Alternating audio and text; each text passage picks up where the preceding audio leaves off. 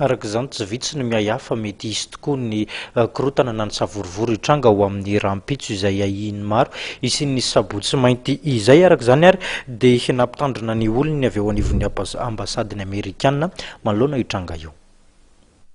Mampitandrina ireo olony ny ambasady Amerikanina mety isin'ny fihetsiketsehana rahampitso. Raha araka ny fanambarana navoakany dia manodidina Natsahamanitra, Ambotsiroitra ary Ambohijatovo no hitrangan'ireo fihetsiketsehan'ireo izay efa nambara mitandro filaminana malagasy. Mety hitarika olona maro ireo fihetsiketsehana ireo ka mampilaza ny mahasoa Amerikanina fa tokony tsy handeha amin'ny centre-ville ireo teratany Amerikanina arak'izany mba ialana amin'ny olana mety hitranga.